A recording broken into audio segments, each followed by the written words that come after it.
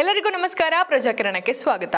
ಮನೆ ಕಟ್ಟಬೇಕು ಅಂದರೆ ಎಲ್ಲ ಡಾಕ್ಯುಮೆಂಟ್ ಇದ್ದು ನಂತರ ಯಾವ ರೀತಿ ಅಪ್ರೂವಲ್ ಆಗಬೇಕು, ಯಾವ ರೀತಿ ಮುಂದುವರಿಬೇಕು, ಅದರ ಬಗ್ಗೆ ಸಂಪೂರ್ಣ ಮಾಹಿತಿಯನ್ನು ಇವಾಗ ನಾವು ತಿಳಿಸ್ಕೊಡ್ತಿದ್ವಿ. ಮೊದಲನೇದಾಗಿ ನಿಮಗೆ ಬೇಕಾಗಿರೋದು ನಕ್ಷೆ ಮಂಜೂರಾತಿ.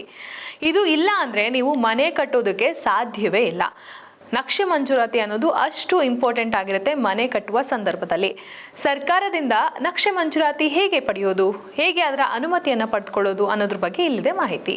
ಮೊದಲೇ ಅಂತ ನಿಮ್ಮ ಸೈಟ್ ಸಂಬಂಧಿತ ಸೇಲ್ ಡೀಡ್, ಖಾತಾ, ಇಸಿ, ತೆರಿಗೆ ರಸೀದಿ ಸೇರಿದಂತೆ ಅಗತ್ಯ ದಾಖಲೆಗಳನ್ನು ಸಿದ್ಧಪಡಿಸ್ಕೋಬೇಕು. ಎರಡನೇ ಹಂತ, ಲೈಸೆನ್ಸ್ ಪಡೆದ ಆರ್ಕಿಟೆಕ್ಟ್ ಅಥವಾ ಇಂಜಿನಿಯರ್ ಮೂಲಕ ಕಟ್ಟಡದ ನಕ್ಷೆಯನ್ನು ಸರ್ಕಾರದ ನಿಯಮಗಳಿಗೆ ಅನುಗುಣವಾಗಿ ತಯಾರಿಸಬೇಕು. ಮೂರನೇ ಹಂತ, BBMP ಅಥವಾ ಈಗ GBA ಹಾಗೆ BDA ಇದಕ್ಕೆ ಸಂಬಂಧಪಟ್ಟ ಸ್ಥಳೀಯ ಪ್ರಾಧಿಕಾರದ ಪೋರ್ಟಲ್ಗಳಿಗೆ ಅರ್ಜಿ ಸಲ್ಲಿಸಿ ಅಗತ್ಯ ದಾಖಲೆಗಳನ್ನ ಮತ್ತೆ ಶುಲ್ಕಗಳನ್ನ ಪಾವತಿಸಬೇಕು. ನಾಲ್ಕನೇ ಹಂತ, ಮೋಸ್ಟ್ ಇಂಪಾರ್ಟೆಂಟ್ ಅಂತ, ಇದು ಕೊನೆಯ ಹಂತ ಕೂಡ ಇದೇ ಆಗಿರತ್ತೆ. ನಾಲ್ಕನೇ ಹಂತ ಹೇಗೆ ಅಂತ ಹೇಳಿದ್ರೆ, ಅಧಿಕಾರಿಗಳು ದಾಖಲೆಗಳು ಮತ್ತು ನಕ್ಷೆಗಳನ್ನ ಪರಿಶೀಲಿಸ್ತಾರೆ.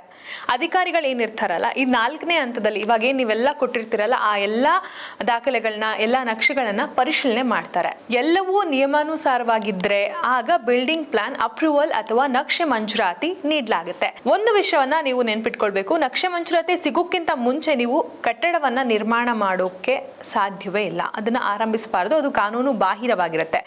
ಇಲ್ದವಾದ್ರೆ ದಂಡ ಕಟ್ಟಬೇಕಾಗುತ್ತೆ, ನೋಟಿಸ್ ಕೊಡ್ತಾರೆ, ಕಾನೂನು ಸಮಸ್ಯೆಗಳನ್ನ ನೀವು ಎದುರಿಸಬೇಕಾಗುತ್ತೆ. ಅದಕ್ಕೆ ನಕ್ಷೆ ಮಂಜೂರಾತಿ ಅನ್ನೋದು ಅಷ್ಟು ಇಂಪಾರ್ಟೆಂಟ್ ಆಗಿರುತ್ತೆ. ಅದು ಮೊದಲನೇ ಹಂತ.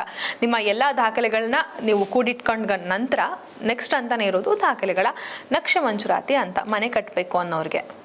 ಹಾಗಾಗಿ ಮನೆ ಕಟ್ಟುವ ಮೊದಲು ಸರಿಯಾಗಿ ಅನುಮತಿ ಪಡೆಯಿರಿ. ಇಲ್ಲ ಅಂದ್ರೆ ನಿಮ್ಮ ಕನಸಿನ ಮನೆ ಕನಸಾಗಿಯೇ ಇಟ್ಬಿಡಕ್ಕಾಗತ್ತೆ. ನಿಮ್ಮ ಮೊದಲನೇ ಹೆಜ್ಜೆಯೇ ತಪ್ಪುವಂತಹ ತಾಪತ್ರಯ ಎದುರಾಗುತ್ತೆ. ಅದಕ್ಕೋಸ್ಕರ ನೀವು ಯಾವುದೇ ರೀತಿಯ ಮನೆಯನ್ನ ಕಟ್ಟಬೇಕು ಅಂತ ಹೇಳಿದ್ರೆ ಮೊದಲನೇ ಹಂತವೇ ಎಲ್ಲಾ ದಾಖಲೆಗಳ ಸಮೇತ ನಕ್ಷೆ ಮಂಜೂರಾತಿಯನ್ನ ಸರ್ಕಾರದ ಮುಖೇನ ಅನುಮತಿ ಪಡ್ಕೊಳ್ಳೋದು.